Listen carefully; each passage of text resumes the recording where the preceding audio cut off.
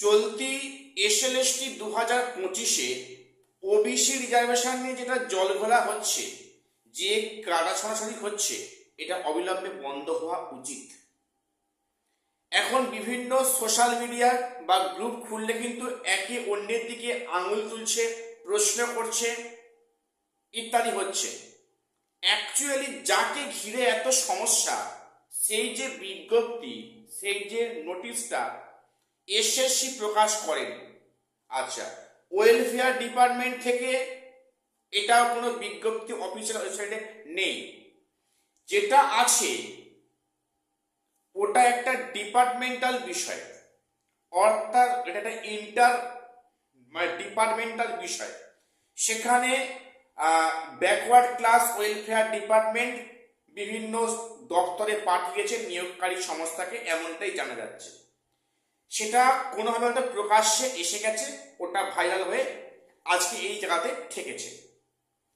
এবারে যে বলছে যে ওবিসি 17% ধরেই হবে, সেক্ষেত্রে যারা 7%-এর, বাংলায় বলছি, যারা দলে আছে, তারা বিভিন্নভাবে কটু কথা, নেগেটিভ মন্তব্য করছে। আবার যারা বলছে যে 7% ধরেই হবে ওবিসি নিয়োগটা, সেখানে যারা 17%-এ, তারা এখানে অ্যাটাক করছে বিভিন্ন কথা দিয়ে, বিভিন্ন যুক্তি দিয়ে।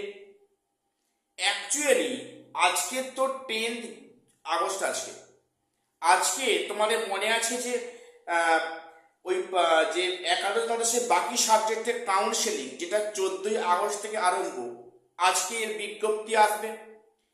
Intimation letter download plus CML list plus school list আসবে, এবং এটা আজকে সন্ধ্যার মধ্যে আসার কথা, এমনটা একটি বিজ্ঞপ্তি আকারে এসএসসি প্রকাশ করেছিল।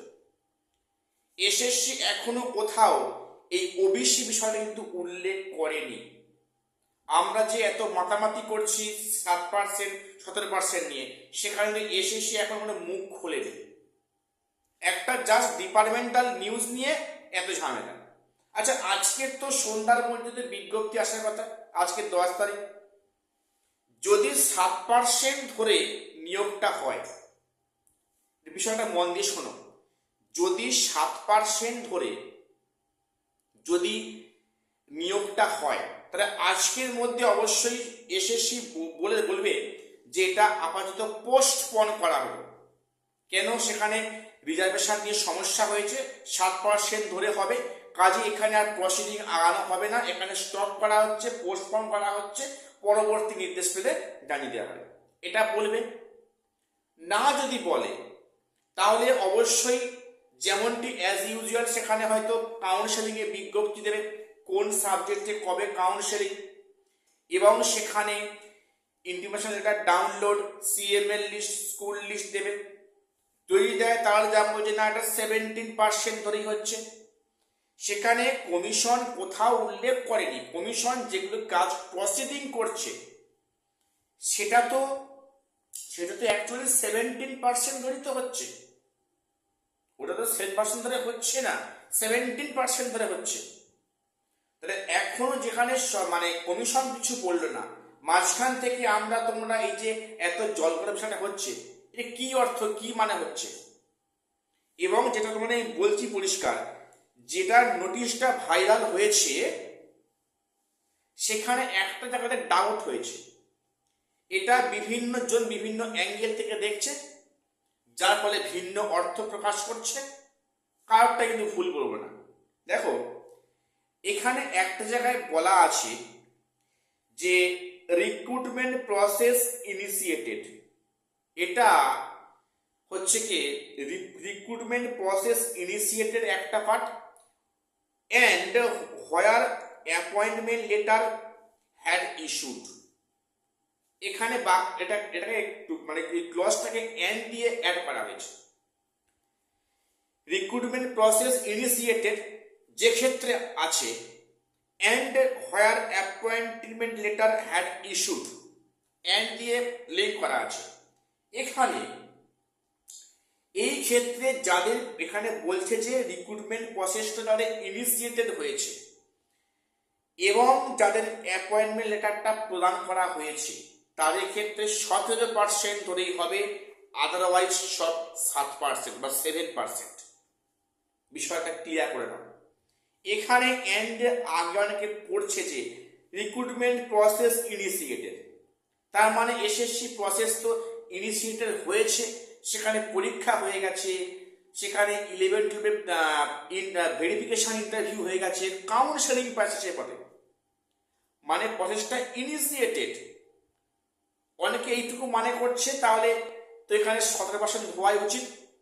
আবার এন্ড দিয়ে বলা আছে যে and where appointment letter had issued, এবং যেখানে অ্যাপয়েন্টমেন্ট লেটারটা ইস্যু করা হয়েছে সেখানে তো এখন তো এসেছে তো কিছু ইস্যু করা হয়নি, তাহলে এটা 7% হচ্ছে, 7% হচ্ছে না। এই জায়গা থেকে ডাউটটা আছে, সেখানে এটা নিয়ে কিন্তু অনেক দ্বন্দ্ব হয়েছে।